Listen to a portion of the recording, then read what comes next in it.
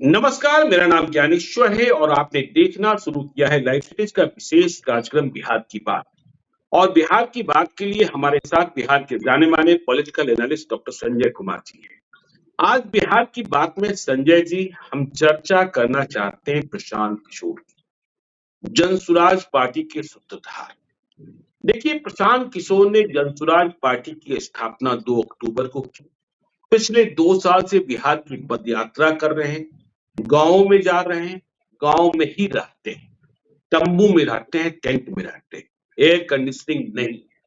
लेकिन प्रशांत किशोर ने 2 अक्टूबर को जब जनसुराज की स्थापना की एक राजनीतिक पार्टी के रूप में, तो उन्होंने कहा कि देखिए 2025 का हम इंतजार नहीं करेंगे, 2025 को 2024 में ही सेटल कर देंगे। उनके कहने का आशय यह रहा कि बिहार में जो उपचुनाव 13 नवंबर को संपन्न हुए हैं, इमामगंज, बेलागंज, तरारी और रामगढ़, वहां जनसुराज पार्टी की जीत होगी। देखिए 13 नवंबर को वोटिंग हो गई और हमने चुनाव प्रचार से ही समझा कि प्रशांत किशोर एक फैक्टर तो बने हुए हैं। कहीं किसी की जीत के कारण बन सकते हैं, कहीं किसी की हार के कारण बन सकते हैं। लेकिन 13 नवंबर को जब मतदाता वोट कर रहे थे, तो जो हमने यह महसूस किया है कि प्रशांत किशोर की पार्टी जनसुराज के खाते में कोई सीट जाती हुई दिखाई नहीं पड़ रही है, मतलब जीत के रूप।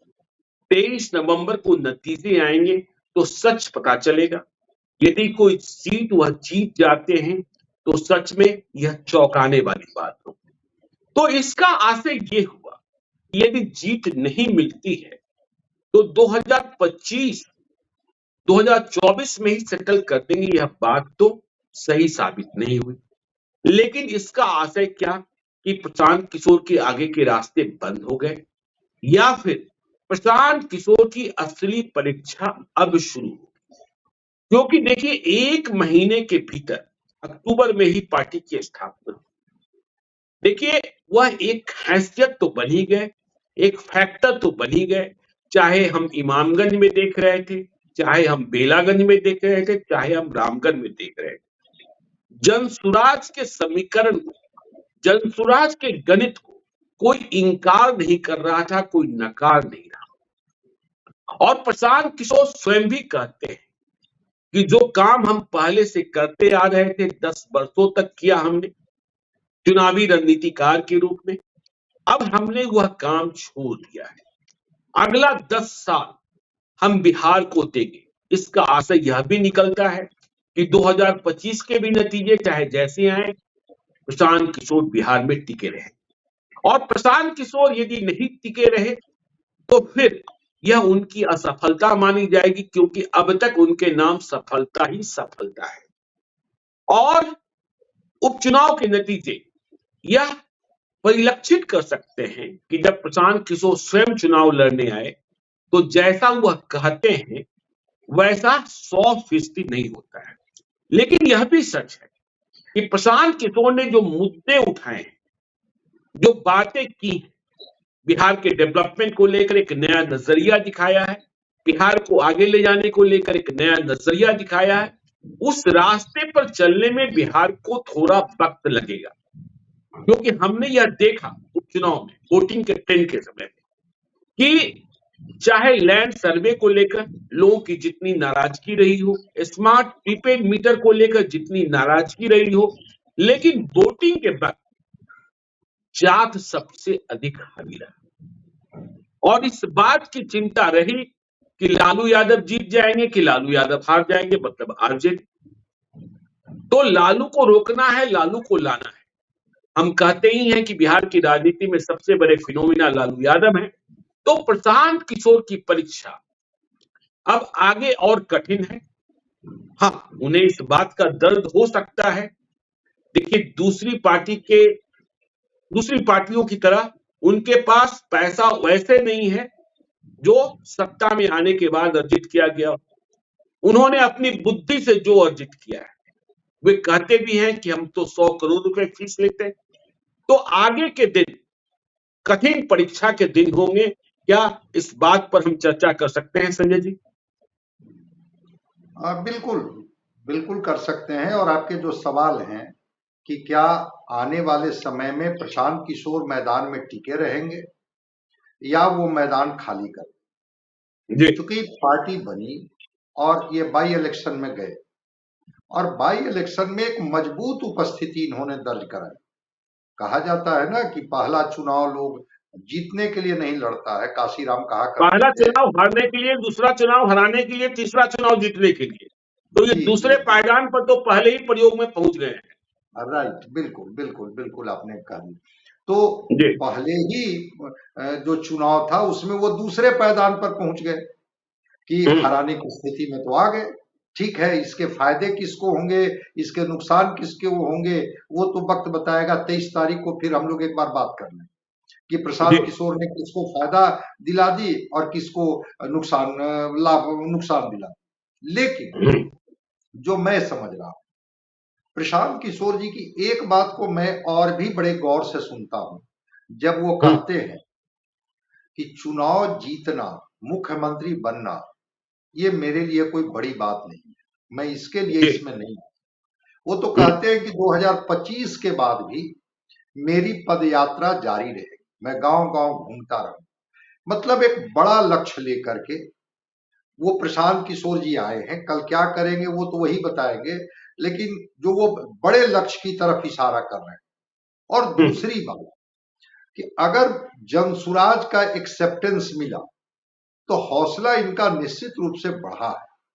चाहे 4 बाई इलेक्शन का ही हम लोग देख लें, चारों जगह जनसुराज का प्रेजेंस था, चर्चा थी लोगों में। जी। लोग इस बात को लेकर के कि ठीक है, ये इनके उम्मीदवार जीतेंगे नहीं जीतेंगे अलग बात है, लेकिन जनसुराज ने एक मजबूत उपस्थिति दर्ज कराई चारों विधानसभा में। और हम्म। जनसुराज के कैंडिडेट को लेकर के लोगों में डिबेट था। ठीक है, इस बार बसपा ने भी 4 सीट लड़ी बाई इलेक्शन में, जो लड़ते रही है। ये एआईएमआईएम मात्र 2 सीट पर जी। हिम्मत जुटा पाई, बेलागंज और इमामगंज में 2 सीट पर वो नहीं हम्म। लड़ाई कैंडिडेट। लेकिन जी, बिल्कुल। प्रशांत किशोर, हाँ, लेकिन प्रशांत किशोर जी ने कहा कि अगर हमारी पार्टी गठन के बाद बाई इलेक्शन होता है तो मेरे कैंडिडेट लड़ेंगे, और उन्होंने कोई भी लड़ाई। चुनाव होता है, देखिए अभी उन्होंने तिरहुत स्नातक जो उपचुनाव है वहां भी अपना प्रत्याशी उतार दिया है डॉक्टर विनायक गौतम के रूप में। और वहां अभिषेक झा, गोपी किशन और विनायक गौतम, त्रिकोणीय लड़ाई वहां भी देखने को मिलेगी। तो प्रशांत किशोर ऐलान कर चुके हैं कि अब जो भी चुनाव होगा उसमें जनसुराज का उम्मीदवार होगा। और 243 सभी विधानसभा क्षेत्रों में अकेली पार्टी होगी जिसके सभी विधानसभा क्षेत्रों में उम्मीदवार होंगे। नहीं नहीं, प्रशांत किशोर लड़ेंगे, उनका प्रेजेंस होगा। और क्योंकि डेमोक्रेटिक सिस्टम में जब भी इलेक्शन की बात होगी तो उसमें मुझे जो लगता है कि प्रशांत जी। किशोर जी पार्टिसिपेट करेंगे। ठीक है, इनकी जी। चुनौतियां क्या होगी मैं नहीं जानता हूं, पदयात्रा की कठिनाइयां कितनी होगी मैं नहीं जानता हूं। अगर पार्टियां, चाहे इंडिया गठबंधन हो या एनडीए गठबंधन हो, अगर प्रशांत किशोर को मानने लगेगी कि एक चुनौती बन सकते हैं प्रशांत किशोर, तो निश्चित रूप हम्म। से हर्डल आएंगे। ऐसा कुछ नहीं है कि इनको एकदम खाली मैदान ये दोनों गठबंधन दे देगी और प्रशांत किशोर जी उसमें बाजी मार ले जाएंगे। ये जी, दोनों बिल्कुल। गठबंधन तरह तरह से हमले करेंगे। आपने देखा कि हम्म। जैसे ही प्रशांत किशोर जी, थोड़ा सा उनका प्रेजेंस शुरू हुआ था, प्रशांत किशोर जी को प्रशांत किशोर पांडे बनाया गया। उन्होंने बिल्कुल। कहा कि हाँ मैं पांडे हूं, लेकिन मैं बिहारी हम्म। हूं, इस बात को भी समझिए। भाई कोई व्यक्ति है तो किसी जाति में तो पैदा होगा ही, और अगर वो जाति आपके भलाई के लिए खड़ा है तो उसमें आपको क्या तकलीफ है। पार्टियां तो हमको टारगेट करेगी तरह तरह का आरोप लगा करके। वहां प्रशांत किशोर अड़े रहे। प्रशांत किशोर पर आरोप लगाया गया कि भाई ये तो व्यापारी हैं, ये तो ये सर्वे का काम करते हैं, ये कैलकुलेशन का काम करते हैं। उन्होंने ईमानदार जवाब दिया, कहा कि हाँ मैं करता हूं। तो भाई क्या ये काम करना कोई गुनाह है क्या? और उन्होंने इस यह भी कहा, देखिए प्रशांत ने तो यह भी कहा ना कि मेरे दादाजी बैलगाड़ी चलाया करते थे जी और बिल्कुल। बहुत गरीबी थी। हैं? और मेरे पिता और दादा के भाइयों ने मिलकर मेरे पिताजी को पढ़ाया, उन्हें डॉक्टर बनाया। मैं सरकारी स्कूल में पढ़ा बक्सर में। और फिर अपनी काबिलियत, अपना हुनर, फिर जिस तरीके से वे देश दुनिया में रहे, और फिर वह बड़े चुनावी रणनीतिकार के रूप में तो उन्हें कोई इंकार ही नहीं कर सकता है। 2015 तो बिहार ही गवाह है ना कि जब अश्वमेध रथ चल पड़ा था 2014 में नरेंद्र मोदी का, तो बिहार में वह अश्वमेध रथ रोका गया और उसमें नीतीश कुमार, लालू यादव और कांग्रेस ने सबसे बड़ी मदद प्रशांत किशोर से ली थी। बिहार में बाहर है नीतीश कुमार है। नहीं, एक सच्चाई है कि उस अश्वमेध के घोड़े को किसने रोका? अश्वमेध के घोड़े को तो रोका प्रशांत किशोर ने बिहार में। जब मोदी जी का पूरा देश में डंका बज रहा था, विदेशों में डंका बज रहा था, लेकिन बिहार ने रोका और उसके नायक, बड़े नायक के तौर पर प्रशांत किशोर जी थे। इस बात को लालू प्रसाद भी स्वीकार करते हैं, मंचों से स्वीकार करते हैं कि हाँ, मदद उनकी ली गई थी। और नीतीश कुमार जी ने तो उनको कितना सम्मान दिया था कि उनको राष्ट्रीय उपाध्यक्ष बनाने से लेकर के और उन्हीं के साथ रहते थे। तो ये उसके तो गवाह रहे हैं। देखिए, 3 बात जो प्रशांत किशोर जी कह रहे हैं उससे मुझे लगता है कि ये सस्टेन करेंगे। इन्होंने कहा कि बेहतर बिहार के लिए क्या चाहिए भाई? पूंजी, शिक्षा और खेती। कहते हैं कि अगर खेती आपके पास है तो आप जी लीजिएगा, अगर नहीं है तो पूंजी अगर आपके पास होगी तब भी आप जी लीजिएगा, और अगर ये दोनों चीज आपके पास नहीं है तो शिक्षा होनी चाहिए, तब आप जी लीजिएगा। तो अगर बिहार के गांव में घूम रहे हैं और लोगों को कह रहे हैं कि क्या आपने अपने ये तो बच्चे सच है ना संजय जी, ये तो सच है ना।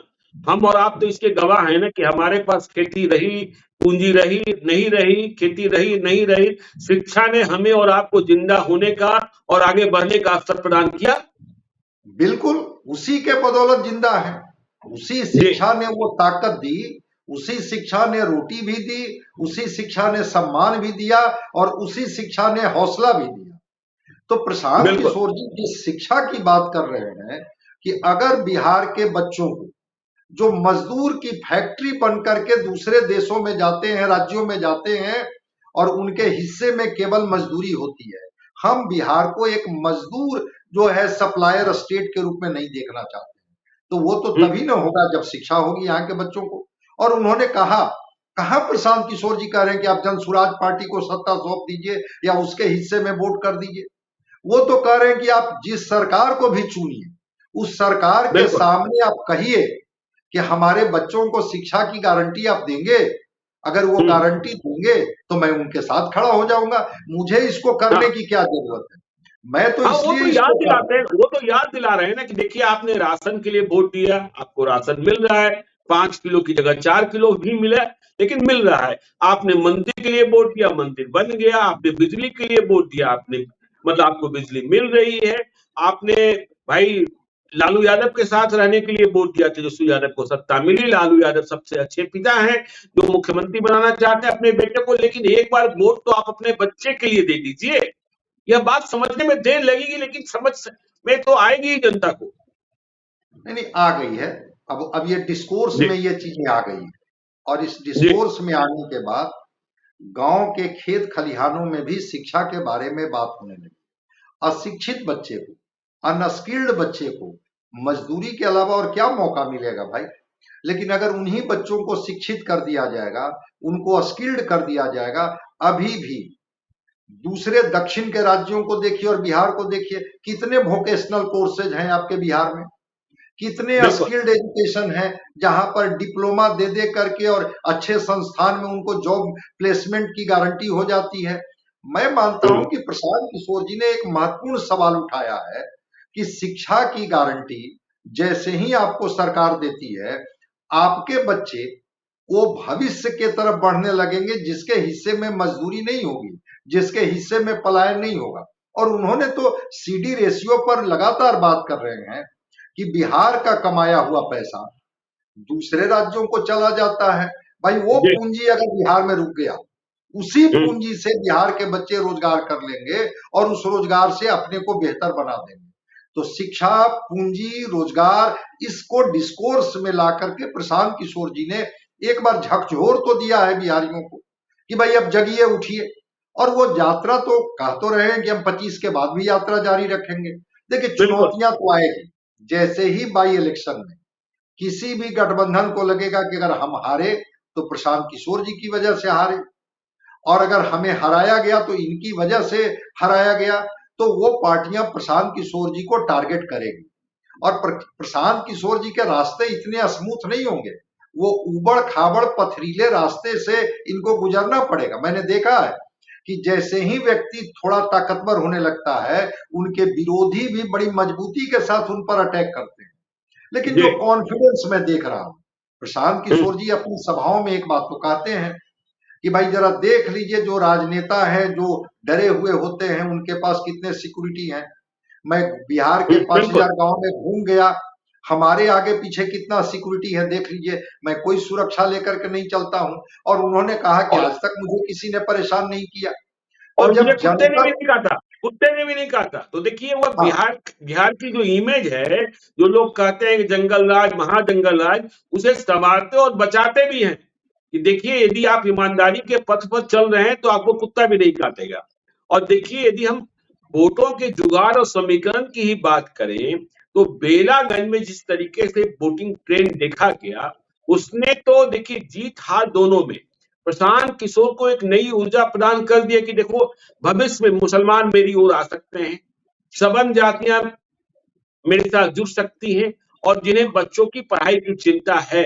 और देखिए इस चुनाव, आपने कहा इस उपचुनाव में 2 उम्मीदवार एआईएमआईएम के, ओवैसी की पार्टी के, ओवैसी की पार्टी की चर्चा तो मुसलमानों के बीच से ही गायब हो गई। मैं ओवैसी जी का ही एक उदाहरण देता हूं। एक दिन जी। सोशल मीडिया पर ही एक वायरल हुआ कि मोटरसाइकिल पर ओवैसी जी पीछे बैठे हुए हैं और एक हम्म, गॉसिप में ही कह रहे हैं, मुझे नहीं लगता था कि प्रशांत किशोर जी इतने दिन तक टिकेंगे। भाई ये हम्म, आदमी तो लगातार आगे ही बढ़ते जा रहा है। ये ओवैसी हम्म, जी बोल रहे हैं, सामने जी जी। मोटरसाइकिल जो चला रहा है वो कुछ नहीं बोल रहा है। उन्होंने हम्म, कहा कि लगा कि कुछ सोडा बाटरी जोश में ये आएंगे, कुछ बात करेंगे और फिर ये किनारे हो जाएंगे। लेकिन ये आदमी तो बिहार में ठहर गया। तो प्रशांत किशोर जी ने एक बात को तो बता दिया बिहार के इमेज को लेकर के, कि लोग हम्म, कहते हैं राजनेताओं का क्या है, एक होता है कि एक भाव बनाने के लिए उनके साथ 10 security, 20 security, 22 security, Z security. Prashant Kishor के साथ कौन सिक्योरिटी था? और उन्होंने कहा कि अगर आप कहते हैं कि अपराध के डर से लोग जनता के बीच में नहीं जाते हैं, मैं तो जनता के बीच में ही रहता हूं, मुझे तो कुत्ते ने भी नहीं काटा। तो बिहार बिल्कुल। के इमेज को भी उन्होंने बताया कि अगर आप हम्म, जन सरोकार के सवाल को उठाएंगे तो आपकी ढाल जनता बन जाएगी, जनता आपके ढाल बन करके खड़ी हो जाएगी।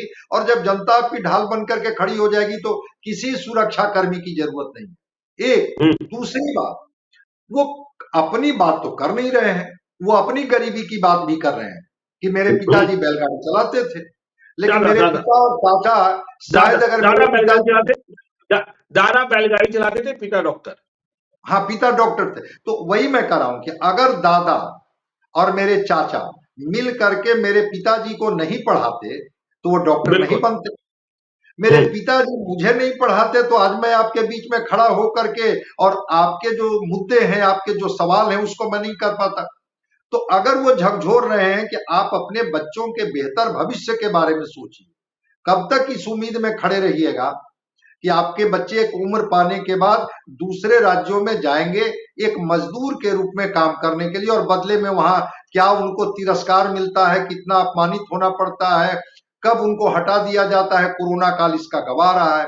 तो प्रशांत किशोर जिन सवालों को लेकर के घूम रहे हैं बिहार में, मुझे नहीं लगता है अभी तो वो उत्तर बिहार का इलाका ही पूरा कर पाएंगे।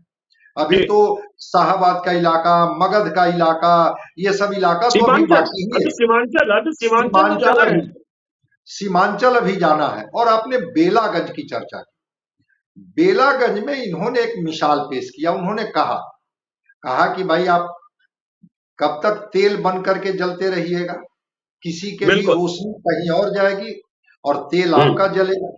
मैं आपका उम्मीदवार दे देता हूं, और आपके बीच का उम्मीदवार अगर होगा तो आप अपने बीच के उम्मीदवार के साथ लड़िए, झगड़िए, उनसे अपना अधिकार मांगिए। आप वोट देते हैं, बदले में कहिए कि आप हमारे हिस्से में क्या लाए। तो एक मैसेज है बेलागंज के माध्यम से पूरे बिहार में कि अगर 4 सीटों पर इन्होंने लड़ाई की या विधानसभा में बाई इलेक्शन में गए लड़ने, तो इन्होंने समीकरण का भी ध्यान रखा, महिला को भी उम्मीदवार बनाया, हम्म, अल्पसंख्यक को भी उम्मीदवार बनाया, दलित को भी इन्होंने जगह दी और पिछड़े को भी जगह दी। तो सबको इन्होंने जगह दी, ऐसा तो कोई नहीं है। अगड़े को भी जगह दी, पिछड़े को भी जगह दी, महिला को भी दी, दलित को भी दी, अल्पसंख्यक को भी दी।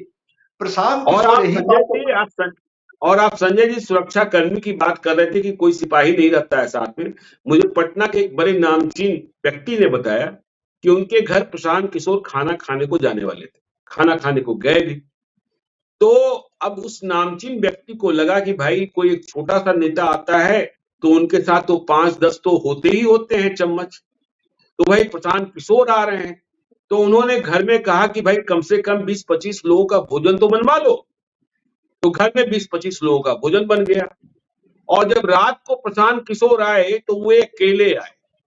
उनके साथ जो ड्राइवर था और सहायक था, वह दोनों भी खाना खाकर आए, क्योंकि वहां सिखाया यह गया है कि किसी के यहाँ चलो तो बोझा बनकर न चलो। है? तो प्रशांत किशोर आए और अकेले, सोचिए उन्होंने बिहार के नेताओं, दूसरे नेताओं के भाव स्वभाव को यह पढ़ते हुए समझते हुए 20-25 लोगों का भोजन बनवा लिया। और खाना खाने वाले अकेले प्रशांत किशोर थे, कोई अमला लेकर नहीं पहुंचे थे, क्योंकि उन्हें सीधी बातचीत करनी थी और उन्हें कोई दिखावा भी नहीं करना था। प्रशांत किशोर जी ने जो एक राजनीति का एक नया उन्होंने जो लकीर खींची है, मैं तो जी मानता हूं कि सारी राजनीतिक पार्टियों को भी अमल करनी चाहिए। प्रशांत किशोर जी अपनी बात को नहीं कर रहे हैं, प्रशांत किशोर जी बिहारियों की बात कर रहे हैं, बिहार की बात कर रहे हैं, भावी पीढ़ी की बात कर रहे हैं कि अगर एजुकेशन सिस्टम कमजोर पड़ा है तो जो उसमें गढ़े जाते थे बच्चे, वो उस फैक्ट्री को ही आपने बंद कर दिया।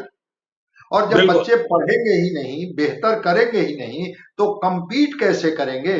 चाहे वो राष्ट्रीय स्तर पर compete करने की बात हो, चाहे वो अंतरराष्ट्रीय स्तर पर compete करने की बात हो। जबकि हम लोग कई बार बात कर चुके हैं कि बिहारी मेधा का कोई पूरे विश्व में जवाब नहीं है। आखिर ये मेधा कुंद कैसे पड़ गई, सरस्वती सूख कैसे गई? इसी सरस्वती की धारा को तो पुनर्जीवित करने की बात कर रहे हैं कि भाई आप जिसको चुनना है चुनिए, लेकिन क्या आपको भरोसा है उन पर कि जिनको चुनेंगे वो आपके बच्चों के बेहतर भविष्य के लिए वो काम करेंगे? आपके बच्चे को शिक्षा मिलेगी, आपके बूढ़े माँ बाप को अच्छी चिकित्सा मिलेगी, उनको रोजगार की गारंटी होगी, उनके पास पूंजी होगी, उनके पास काम करने के लिए अच्छे अवसर होंगे और उनका एक सम्मानजनक जिंदगी होगी। क्या इसकी गारंटी अगर वो सरकार देती है तो मेरे जैसे लोगों को न कोई पार्टी बनाने की जरूरत है, न बिहार में घूमने की जरूरत है, क्योंकि जो आपकी मैं एक जरूरतें हैं छोटा सा वहां से पूरी हो मैं एक जाती है। छोटा सा छेपक मैं एक छोटा सा छेपक बताऊं आपको संजय जी। दिल्ली में हिंदू कॉलेज में पॉलिटिकल साइंस के हेड ऑफ द डिपार्टमेंट हैं डॉक्टर चंद्रचूड़ सिंह, बिहार के ही रहने वाले हैं, शायद लखीसराय के। मैं उनसे एक दिन विस्तार से चर्चा भी करने वाला हूं। मैंने एक दिन ऐसे ही उनसे पूछा कि क्या फर्क है, आप पढ़ा देते हैं दिल्ली में हिंदू कॉलेज में तो बच्चों की तकदीर और तस्वीर संवर जाती है, लेकिन आपके जितना ही वेतन प्राप्त करने वाले बिहार के विश्वविद्यालयों में जो शिक्षक है वह बच्चों को पढ़ाते हैं तो तकदीर तस्वीर नहीं समझती है। आपके पास जो बच्चे आते हैं वह बन जाते हैं बिहारी बच्चे। तो उन्होंने कहा, हंसते हंसते कहा, ज्ञानेश्वर जी किसी दिन बैठेंगे तो वो आपको बताएंगे कि शिक्षक कैसे बनता है और शिक्षक को क्या करना होता है, और जब शिक्षक बनता है तो बच्चे भी बनते हैं। नहीं, बिल्कुल उन्होंने सही जवाब दिया और इस पर तो हम लोगों ने बात की है कि जी क्या 15-20 वर्षों से क्या बिहार में शिक्षक बनाया जा रहा है क्या? नहीं किस मनाया तरह जा रहा से है। किस तरह से डिग्रियां उनको मिल जाती है और उन डिग्रियों की बदौलत वो कहीं शिक्षक के रूप में खड़े हो जाते हैं। जब आपने शिक्षक ही बनाना बंद कर दिया, फिर छात्र कहां से बने? शिक्षक बनाते आप तब ना, तो शिक्षक तो आप बना नहीं रहे हैं। जी अगर हिंदू कॉलेज अपने क्वालिटी को लेकर के, अपने बच्चों के परफॉर्मेंस को लेकर के अगर अलर्ट है, सजग है, वहां की सरकार सजग है, तब जाकर के जिम्मेवारी का बोध उन शिक्षकों के कंधों पर भी डाल दी जाती है। अगर आपका बच्चा बिल्कुल परफॉर्म नहीं किया, अगर आपका बच्चा इसमें क्वालिफाई करके नहीं दिखाया, तो मैं मानूंगा कि कहीं से भी आपका वे ऑफ टीचिंग में कोई कमी रह गई। क्या बिहार के बिल्कुल शिक्षकों पर भी इस तरह की कोई जिम्मेवारी है क्या? Primary school, middle school, high school, higher education की तो बात ही छोड़ दीजिए। जहां पर जो कहते हैं ना कि डिग्री बांटने का एक फैक्ट्री हो गई है, जहां बच्चे केवल एडमिशन लेने जाते हैं, फॉर्म फिलअप करने जाते हैं, एक सेमेस्टर की परीक्षा देते हुए रहते हैं, तब तक दूसरे सेमेस्टर का डेडलाइन आ जाता है कि अब वो दूसरा सेमेस्टर की परीक्षा ये होगी। जब आपने शिक्षक बनाया नहीं, छात्रों को ठीक से पढ़ाया नहीं, तो फिर परफॉर्म कहां से करेंगे? और क्या ये बिहार के लोग जिस सवाल को लेकर के प्रशांत किशोर जी झकझोर रहे हैं, क्या लगता है कि नेताओं को इससे भी कोई लेना देना है? जो पार्टियां हैं, मैं बड़ा कटु सत्य बोल रहा हूं, जब पार्टियों को लगता है, चाहे वो राष्ट्रीय पार्टी हो या क्षेत्रीय पार्टी हो, कि हमारा वोट तो जातीय समीकरण के इर्द गिर्द मिलता है, हमारा वोट तो जो है कि सांप्रदायिक ध्रुवीकरण के इर्द गिर्द मिलता है, तो बच्चे शिक्षित हों या बच्चे अशिक्षित हों, बच्चे का भविष्य संवरे या बच्चे का भविष्य बिगड़े, हमारे हिस्सा में क्या है? हम तो जातीय गोलबंदी और धार्मिक गोलबंदी में कामयाब हो जाते हैं, सरकार हमारी बन जाती है। ठीक प्रशांत किशोर जी कहते हैं कि जिस दिन आप सड़क बिजली पानी के लिए वोट कर रहे थे तो आपको मिला, चूंकि लगा कि जनता इस बिंदु पर वोट करती है, अब नहीं देंगे तो वोट नहीं मिलेगा। जिस दिन आप सामाजिक न्याय की बात कर रहे थे, उस दिन जनता ने वोट किया और आपको सामाजिक न्याय की ताकत मिली। जिस दिन आपको लगा कि नहीं अयोध्या में राम का मंदिर मिलना चाहिए, आपको राम का मंदिर बनकर मिला, भव्य राम का मंदिर मिला। लेकिन जिस दिन आप तय कर लेंगे कि हमको अपने बच्चे की शिक्षा, अपने माँ बाप की चिकित्सा और हमारे बच्चों के भविष्य जो पार्टी संवारेगी, उसकी बात जो पार्टी करेगी, हम उसको वोट देंगे। और बिहार तो इसका उदाहरण रहा है। 2020 में तेजस्वी यादव ने यही नैरेटिव तो दिया कि हम 10 लाख सरकारी नौकरी देंगे, और बाद में एनडीए को उसी डिस्कोर्स पर आना पड़ा और ये कहे कि हाँ हम 19 लाख रोजगार देंगे, नौकरी भरपूर रोजगार। और अब तो नीतीश कुमार जी के दफ्तर के बाहर लग गया है रोजगार मतलब नीतीश कुमार। आखिर क्या आप 20 के पहले बताइए, आप तो बहुत ही सीजन्ड जर्नलिस्ट है, क्या 20 के पहले नौकरी और रोजगार कभी डिस्कोर्स होता था क्या चुनाव में? बिल्कुल नहीं, बिल्कुल नहीं। और देखिए संजय जी, मैं यह भी मानता हूं कि जो बिहार के लोग बिहार के बाहर जाकर सफल हुए हैं, वे भी देखिए, बिहार में रहने वाले लोग के बारे में मैं नहीं कह रहा, बिहार के बाहर जाकर जो सफल हुए हैं, उनके भीतर बिहार को लेकर दर्द है। अभी पिछले दिनों केनरा बैंक के एक बड़े पदाधिकारी हमसे मिलने आए और बातचीत में उन्होंने बताया कि उनके एक रिश्तेदार अमेरिका में रह रहे हैं, बड़े टेक्नोक्रेट, कितने करोड़ की सैलरी का पैकेज, लेकिन वे सब कुछ छोड़कर आ गए और प्रशांत किशोर के साथ जुड़ गए हैं। मैंने कहा क्यों? तो उनका मानना यह है कि उन्हें जितना कमाना था, जितना कमा चुके हैं, और अब अपने बिहार के लिए किसी नाम और किसी पहचान, कोई चुनाव की इच्छा भी नहीं है। तो यदि आप एक अच्छा प्रयास करेंगे तो आपके साथ केवल जाति नहीं गिनेंगे, केवल समीकरण का वोट नहीं बनाएंगे, तो आपके साथ अच्छे लोग जुड़ सकते हैं। ठीक है, सफलता मिलने में देर लगेगी, लेकिन हाँ, सफलता बहुत दूर नहीं है और यह भी नहीं कि आप असफल ही हो जाएंगे। नहीं, अच्छे लोग ही जुड़ेंगे, क्योंकि आप एक उम्मीद बन करके आए हैं।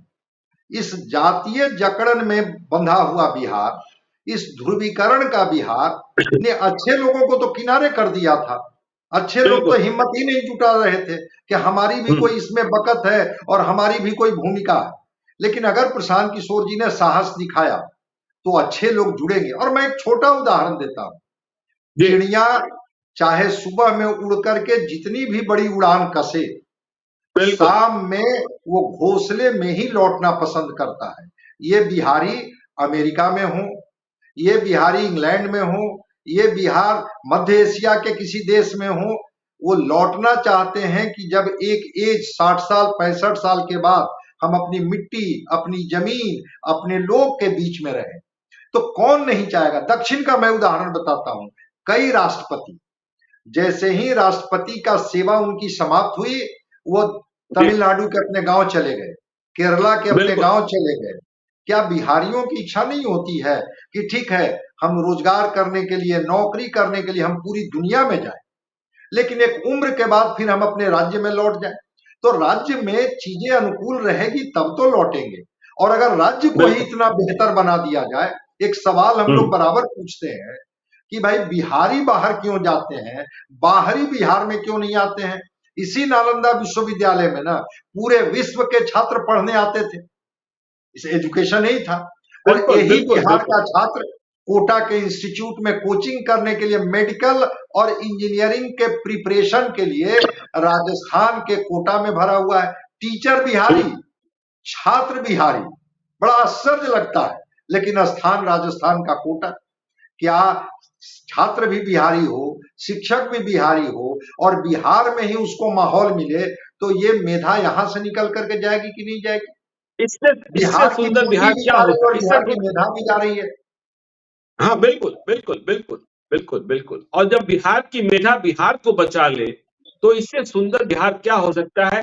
तो आज हमने बिहार की बात में यह समझने की कोशिश की है कि जब 23 तारीख को नतीजे आएंगे और शायद नतीजे संभव है कि प्रशांत किशोर की उम्मीदों के अनुरूप न हो, तो क्या वह बिहार में बने रहेंगे, आगे की लड़ाई लड़ेंगे कि नहीं लड़ेंगे? डॉक्टर संजय कुमार का मत है कि वह बिहार में भी बने रहेंगे। तो 23 तारीख के बाद भी इस मुद्दे पर हमारी चर्चा होगी। आप देखते रहिए लाइव सीरीज को। यदि अब तक आपने हमारे यूट्यूब चैनल लाइव सीरीज को सब्सक्राइब नहीं किया है तो जरूर कर लीजिएगा, और यदि इस वीडियो को आप फेसबुक पेज के माध्यम से देखें तो पेज को लाइक कीजिएगा, हैंडल एक्स पर भी हमें फॉलो कीजिए। बहुत बहुत धन्यवाद।